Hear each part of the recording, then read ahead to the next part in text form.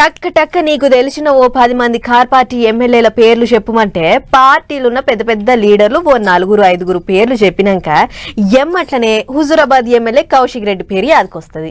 అవు మరి సారి చేసేటి పాలు కూడా అట్లనే ఉంటాయి. తేపకో పంచాది ముంగట వేసుకుంటాడు, లేదో ఏగలే మూపి వేస్తాడు. గట్ల కాంచిన కయ్యానికే గింత పనైంది. రైట్. సిఐడి విచారణకు రావాలని నోటీసులు ఇస్తే ఇంటామని ఎంబడేసుకుని సీదా విచారణకు వచ్చిండు హుజూరాబాద్ ఎమ్మెల్యే కౌశిక్ రెడ్డి సారు. విచారణకు పోయే ముంగట సిఐడి ఆఫీసు ముంగట విలేకరణలు అడ్డం తిరిగితే ఈ మాట అన్నాడు. వాళ్ళు ఏం అడుగుతారో అడగనియండి, జవాబు చెప్తా, తప్పకుండా జవాబు చెప్తాను.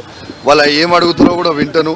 అసలు నాకు, నాతో పాటు నా సతీమణికి, మా బీఆర్ఎస్ పార్టీ కుటుంబ సభ్యులకి ఎందుకు నోటీస్ ఇచ్చారో అసలు నాకు కూడా ఆశ్చర్యంగా ఉంది. ఖచ్చితంగా నోటీస్ని తప్పకుండా ఏమి ఇచ్చారో అడుగుతా. డీటెయిల్స్ అడిగిన తర్వాత బయటకు వచ్చినాక డీటెయిల్గా కూడా నేను మాట్లాడతా.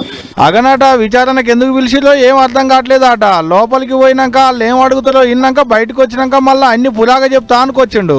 విచారణ అంటే ఉత్తగానే పోతే కాదు కదా సారు, కాగితాలు ఏమన్నా పట్టుకొస్తున్నావా అని అడిగితే డాక్యుమెంట్స్ తీసుకురావడానికి ఏముంది, నేను చేసిన క్రైమ్ ఏముంది, ఏది లేదు. కానీ నేను డీటెయిల్ గా లోపల పోయిన తర్వాత ఏం అడుగుతారో అడిగొస్తా.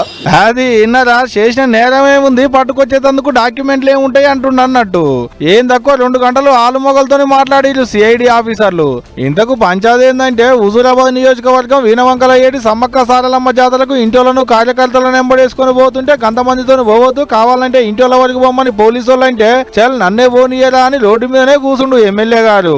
పబ్లిక్ కు తిప్పలైతుంది, రోడ్డును ఖాళీ చేయాలన్నందుకు పోలీసు వాళ్ళ మీదకి గజ్జలు కట్టుకుని ఎగిరిండు. ఆడికెంచి ఖాళీ చేపించి కార్లు ఎక్కిస్తే సీదా తలుల గదిల కాడికి పోయినాక కూడా ఇదే లొల్లి.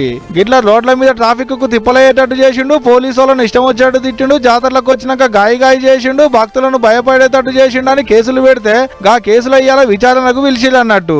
ఒక ఎమ్మెల్యే సార్కే కాదు, వాళ్ళ ఇంటి ఆమెకు కూడా నోటీసులు వచ్చినాయి. అట్టియాల ఆలుమొగలిద్దరు సిఐడి ఆఫీస్ కు విచారణకు వచ్చిలు అన్నట్టు. ఇయాటికైతే ఇంతే. ఇక రేపు ఇంకేమైతుందో చూసుకుంటూ పోవాలి.